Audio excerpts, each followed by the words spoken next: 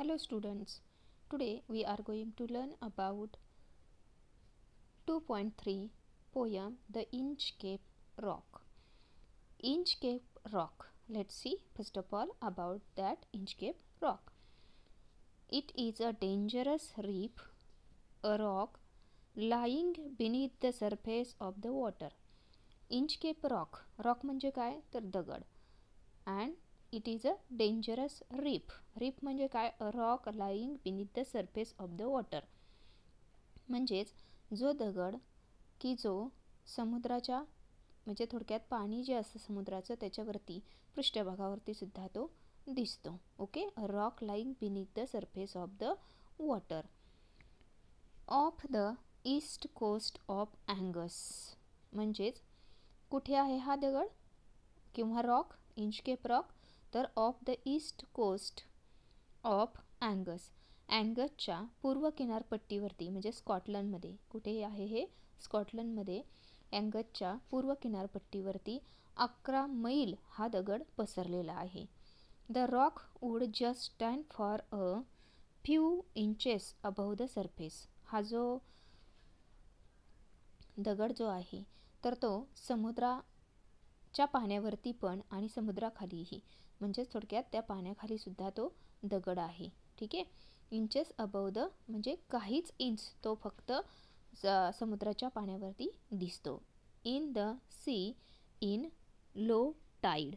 जेव्हा ज्या समुद्राच्या लाटा असतात त्या दगडावरती येत नाहीत तेव्हा तो सरफेस एरिया दिसतो. And he completely covered by the sea. आणि त्यानंतर तो दगड जो असतो तो समुद्राच्या पाण्याने पूर्णतः काय होऊ शकतो कव्हरसुद्धा होऊ शकतो. In high tide or when the sea was rough. म्हणजे जेव्हा भरती येत असते म्हणजेच जेव्हा सी हा कसा असतो अतिशय स्टॉर्मी किंवा रफ असतो तेव्हा तो दगड कम्प्लिटली त्या पाण्याने झाकून जातो. Many ships had been wrecked by this Inchcape rock. आणि त्यामुळे काय झालेलं आहे तर खूप शिप्स या दगडाला येऊन धडकल्यामुळे काय झालेल्या आहेत त्या उद्ध्वस्त झालेल्या आहेत. थोडक्यात ॲक्सिडेंट झालेले आहेत. When they mistakenly truck it. जेव्हा ते बाय मिस्टेक म्हणजे तो रॉक आहे हे लक्षात येत नाही त्यामुळे त्याच्यावरती जाऊन ते अचानकपणे धडकतात. When it was covered by the sea. जेव्हा पूर्णतः भरती आलेली असते म्हणजेच त्या दगडावरती पाणी आलेलं असतं तेव्हा. असा हा इंचकेप रॉक आहे. Before starting the poem let's see ice breakers. What is given in the ice breakers? The first one activity is prepare a word register related to marine life. तुम्हाला या ठिकाणी काय विचारलेलं आहे तर मरीन लाईफशी निगडीत तुम्हाला वर्ड रजिस्टर करायचे आणि एक दिलेला आहे तुमच्यासाठी बघा. One is done for you sellers. मग या ठिकाणी जे मरीन लाईफशी रिलेटेड वर्ड्स आहेत ते आपल्याला या ठिकाणी लिहायचे आहेत. For example tides, ship, shipyard, port, seabed, अँकर, harbor. Okay, these are the words related to marine life. Okay, water, aquatics, these are also important words. Now let's see the second activity. दुसऱ्या ॲक्टिव्हिटीमध्ये काय दिलेलं आहे बघा. The functions of light house are. Light हाऊसचे functions काय आहेत. One is done for you. एक तुमच्यासाठी करून दिलेलं आहे बघा. काय आहे ते टू शो द डायरेक्शन. पहिलं जे आहे ते म्हणजे काय टू शो द डायरेक्शन म्हणजेच दिशा दाखवण्याचं कार्य करतं. दुसरं आहे ते म्हणजे to tell ships that they are nearing to port. आणि शिप्सला ते काय करू शकतं त्या लाईट हाऊसमुळे ते पोर्टच्या जवळपास आहेत हे त्यांना समजू शकतं. आपण अजून काही या ठिकाणी फंक्शन्स पाहूया. To serve as a navigational aid for maritime pilots at sea. म्हणजेच त्याचं अजून दुसरं महत्त्वाचं कार्य म्हणजे काय आहे, ॲज अ नेव्हिगेशनल एड, म्हणजेच दिशा दाखवण्याचं कार्यसुद्धा या ठिकाणी लाईट हाऊस करतं. कुणाला, तर पायलट्सला. Next, to warn boats of dangerous areas. या ठिकाणी बोट जर एखाद्या डेंजरस एरियामध्ये आली असेल तर त्याला दिशा दाखवण्याचं कार्यसुद्धा लाईट हाऊस करते. Next, it is like a traffic sign on the sea. जणू काही लाईट हाऊस हे ट्रॅफिक साईन म्हणून सुद्धा महत्त्वाचे कार्य करते. ठीक आहे. Now let's see third activity. What is given there?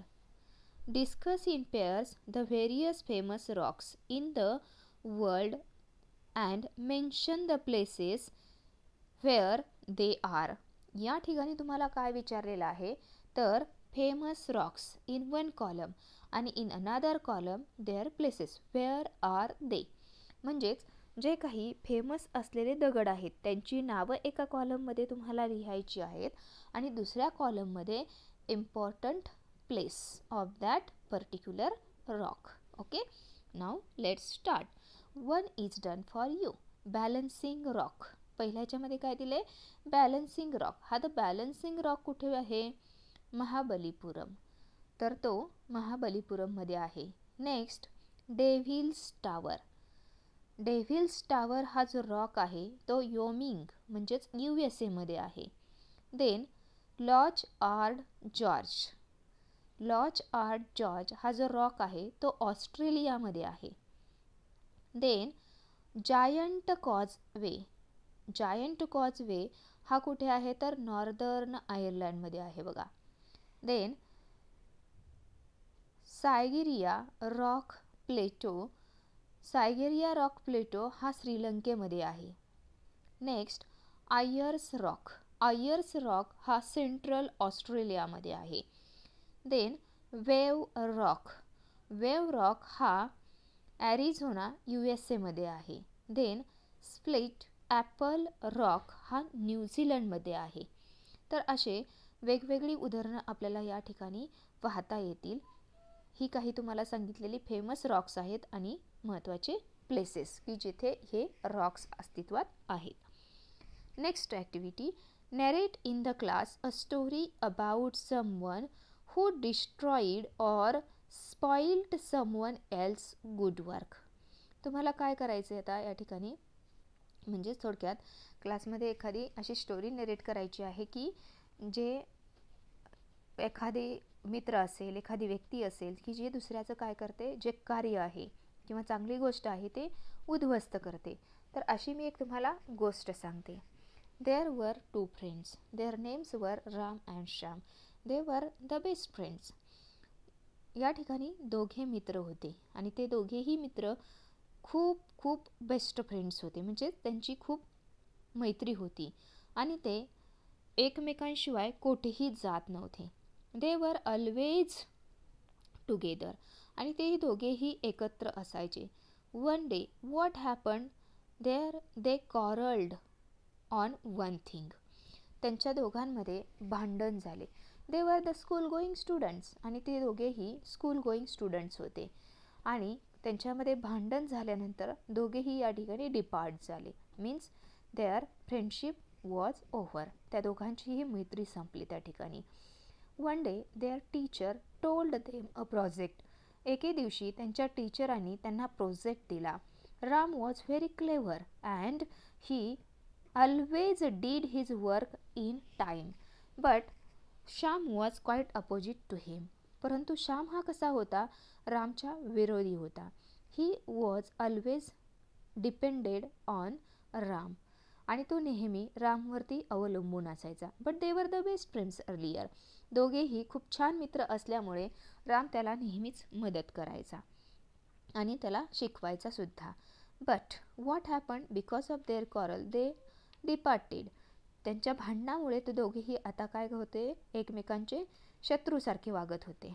So when the teacher told them a project Ram did his project very well but Shyam was unable. रामने त्याचा स्वतःचा प्रोजेक्ट केला परंतु श्याम मात्र प्रोजेक्ट करू शकला नाही. They both came to school. Okay, went to school. ते दोघेही स्कूलमध्ये गेले. आणि त्यानंतर काय झालं मग? Ram, he wanted to show his project to the teacher, but before that he went from the class for his some work. तो क्लासमधून बाहेर गेला before showing the project in the recess. And at the means within that time or in the meantime Shyam took his project and he did scribbling, okay, on that project, and he destroyed the project. That means he made it very bad. okay, म्हणजेच त्याने पूर्णतः त्या प्रोजेक्टवरती रेषा ओढल्या. Okay, he marked their lines and so the project was means no one would read the project. okay, in that situation he left it and again he put the project in his bag. आणि पुन्हा तो project रामच्या दप्तरमध्ये ठेवून दिला. when Ram came and sat his place and tried to show the project to the teacher, he understood that someone has done wrong with his project. आणि त्याच्या लक्षात आलं की कोणीतरी माझा प्रोजेक्ट हा खराब केलेला आहे. he understood that who had done but he didn't say a single word. त्याच्या लक्षात आलं की हे नेमकं कोणी केलेलं आहे, परंतु तो मात्र एकही शब्द बोलला नाही. but later what happened here, म्हणजेच काय केलं श्यामने, तर रामचा हा प्रोजेक्ट पूर्णतः उद्ध्वस्त करून टाकला. ठीक आहे. But later Shyam understood his mistake and learned that never to be very evil to others. आणि त्याला समजलं की आपण अशा पद्धतीने वाईट करायचं नाही. Okay, this is the story. Now let's see the next activity. Discuss in pairs and groups the following expressions. Take the help of your teacher. आता तुम्हाला ही ॲक्टिव्हिटी ग्रुपमध्ये करायला सांगितलेली आहे आणि तुम्हाला तुमच्या टीचरांची सुद्धा मदत घ्यायची आहे. ॲज यू सो शाल यू रूप. म्हणजे जसं तुम्ही पेराल तसे उगवते. तुम्ही जर चांगल्या पद्धतीनं काही दिलं तर तुम्हाला त्याचा चांगला बेनिफिट मिळणार आहे, परंतु तुम्ही जर त्या ठिकाणी काहीतरी वाईट केलं असेल तर तुम्हाला त्याचा परिणामसुद्धा तसाच मिळणार आहे. ठीक आहे. that means whatever you do, that the effect will be on you. okay, and if you do some wrong, then definitely the effect will be very bad. Next one, crime gets its own punishment. Who did the crime, the person would be here punished. Means whatever the work the person does, for that the person gets the reward. okay, but the person did something wrong, then definitely the person will be here punished. okay, what goes around comes around. जे तुमच्या अवतीभोवती असतं तसंच ते तुमच्या बाबतीत म्हणजे तुमच्यामध्येही तयार होतं. म्हणजेच तुमच्या बाबतीतही ते तसंच असतं. ठीक आहे. म्हणजे जशी तुमची परिस्थिती असेल तुमच्या शेजारची, तुमच्या आजूबाजूची, त्याच पद्धतीने तुमच्यावरती त्यांचा इफेक्ट होत असतो. Means if your friend circle is good, then definitely you will behave properly. But if your friends they are not good in nature, definitely the nature effect will be on you. मग त्यांच्या वाईट संगतीचा परिणाम सुद्धा तुमच्यावरती पडू शकतो. Next, tit for tat. म्हणजे जशाच तसे.